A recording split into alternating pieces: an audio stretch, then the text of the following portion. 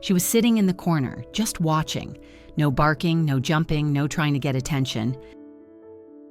They told us right away, "This is Blue. She doesn't get many visitors."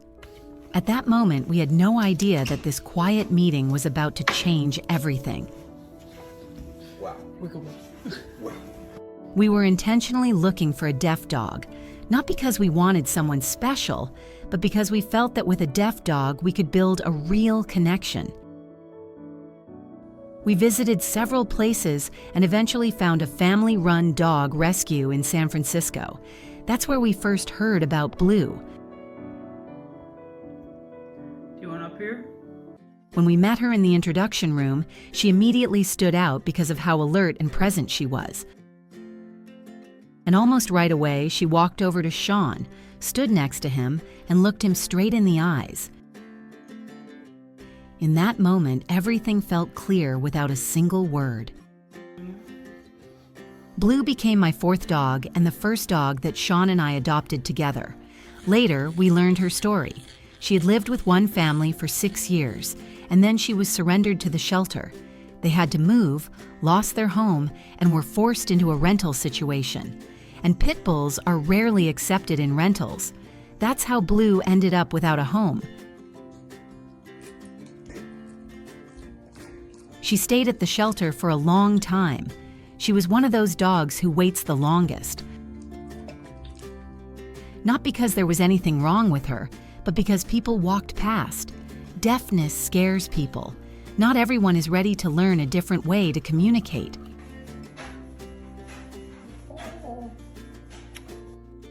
When we brought her home, she didn't really understand what was happening. She would just sit and stare at us, as if she was waiting to be taken back. We didn't rush her. We gave her time. We just stayed close. A couple of days later, we took her to the beach. It was her very first car ride. She was shaking, curled up in the back seat, completely overwhelmed. That was the moment I truly got scared. I thought maybe we had changed her life too fast. 3 years have passed. Now the car is her favorite place in the world. The second we grab the keys, she's already at the door. Everything that once terrified her has become part of her joy.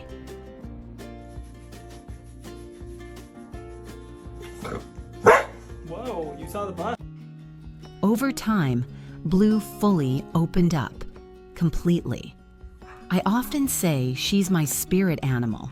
I can feel her mood without even looking at her. When she's anxious, when she's happy, when she's tired. We learn to understand each other without sound.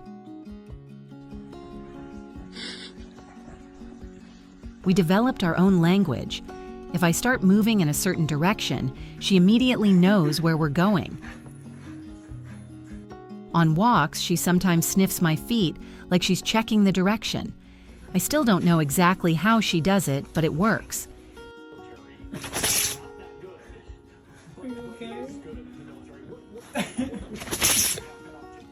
There are small gestures that mean everything to her. Finger movements tell her she's doing well, and a firm look helps her calm down right away.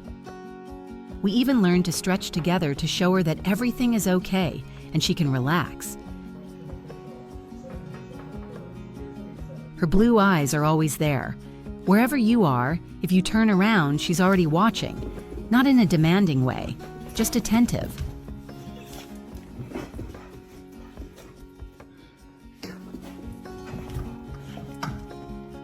Her deafness really only affects her interactions with other dogs. Dogs communicate with so many small sounds, and she can't pick those up. That's why being close to us matters so much to her. At the same time, she doesn't always want to be touched, and we respect that. I often say that deaf dogs hear with their hearts. Being with her has taught us to be more aware, more honest, more calm. Honestly, I'm not sure I could ever live without a deaf dog again. They truly are special.